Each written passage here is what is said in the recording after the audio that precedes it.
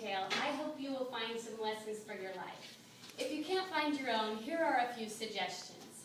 Number 1, sorcerers are bad. Number 2, drink responsibly or not at all. Number 3, what goes around comes around. In ancient times, when the race of Tara or Thor lived in the land, they sometimes made wives of the daughters of men.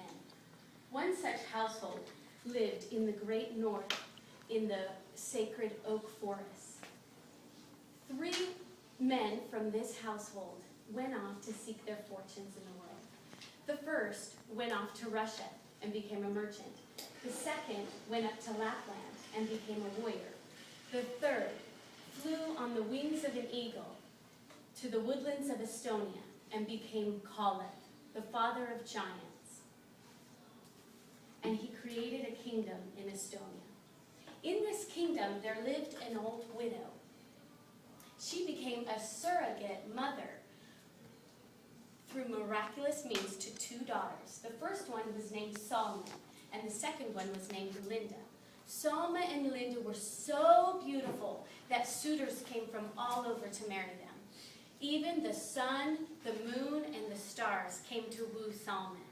At last, Salma settled upon the son of the stars and got married. Then Linda was wooed by the sun and the moon, the wind, and the lord of the waves, and even the prince of Kungla. Kungla was a land of great riches as well as adventures. But Linda turned all of these suitors away. At last, she was wooed by Kalev, the father of giants. He was handsome, he was strong, he was a giant, and she married him. Linda and Kalev looked much like this Estonian couple in their ethnic clothes.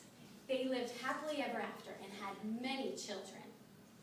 When Linda was expecting their last child, Kalev made a prophecy about this child, stating that he would be the heir of the kingdom and that he would be a great giant, defending his country and doing many heroic deeds. Well, sadly, Kalev grew sick and died before his last son was born. Linda was so sad. She dug a grave 35 meters deep, and she bathed Kalev with her tears, with the seawater, with the rainwater, and with spring water. She prepared his body for burial, and flowers, plants, and grass grew out of Kalev's dead body. She built a mound of stones to cover the grave. One by one, she rolled them on top of the grave. Remember, she was expecting. She rolled up one rock to the top of the mound, and it rolled back down. So sad and frustrated, Linda sat upon that rock and cried for 7 days.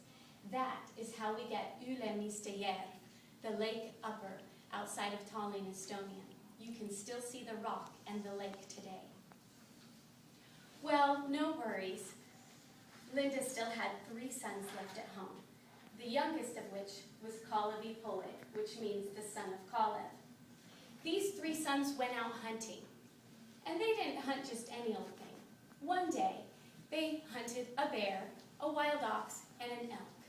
Kalevipoeg was so big and strong, he threw all 3 of them onto his back and carried them home.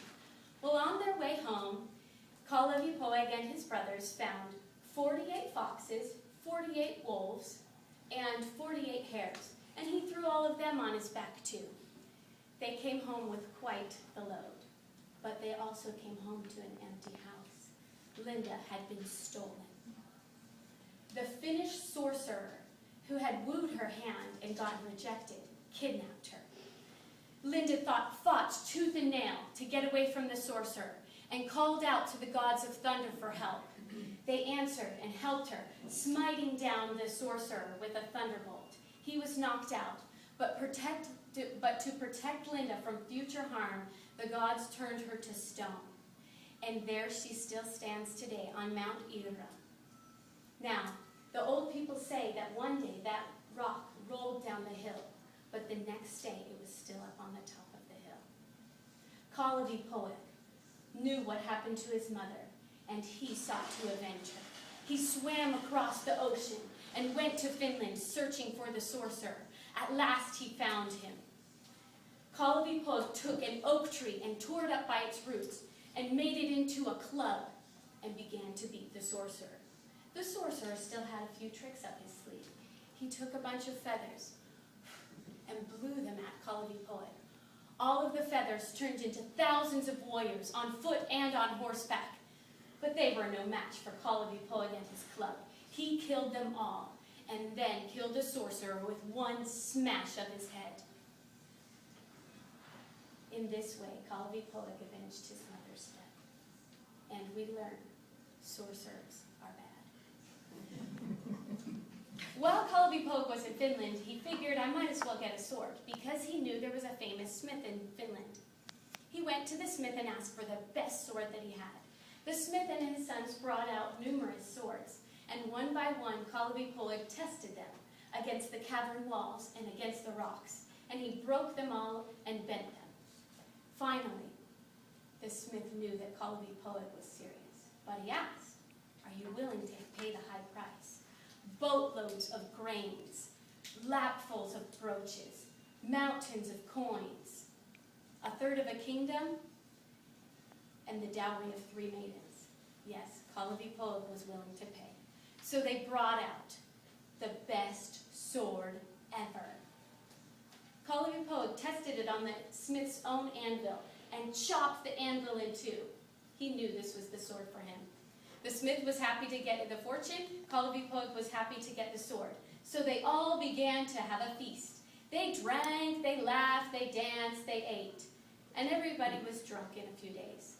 Kalevipoeg got into a brawl with the son of the smith and chopped off the son's head.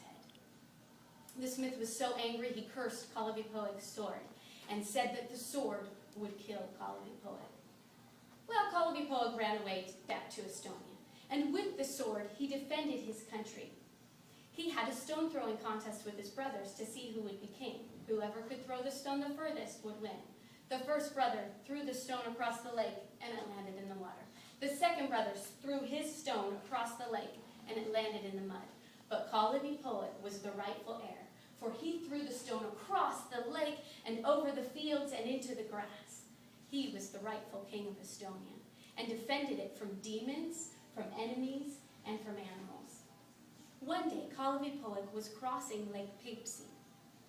This is the 5th largest lake in Europe. But for Kalevipoeg, it was nothing, until a sorcerer tried to stop him across the lake. He sent storms and winds and waves to stop Kalevipoeg. Kalevipoeg said, "What's this puddle doing, trying to get my clothes wet?" He made it across the lake just fine and laid down to sleep and rest. While he was sleeping, the sorcerer tried to steal Kalevipoeg's sword, but it was too heavy, and he dropped it into the sea. Kalevipoeg awoke and found his sword was gone. He decided to leave the sword in the lake where it was, but he told the sword and put a curse on it. "When the man who brought you here comes back, you chop his legs off." Little did he know that what goes around comes around. Kalevipoeg was able to fight and defend his country for years, even without a sword. He was able to fight off enemies in this world and the next. He even went down to hell and fought the devil in a wrestling match and bound him up with chains. But Kalevipoeg returned to that Lake Peipsi, and the sword did not forget the curses that had been placed upon it. It chopped Kalevipoeg's legs off. Kalevipoeg fell to the shore and bled acres and acres of blood. His spirit went up to the halls of Tara, and the other gods sang of Kalevipoeg's adventures. They decided he was too good of a hero to sit around in heaven. So they sent him back to his body. They couldn't get his feet back on, so they put him on a mighty white steed where he still defends the gates of hell today. But he will return to bring Estonia its prosperity and independence. Please remember, sorcerers are bad, drink responsibly or not at all, and what goes around comes around.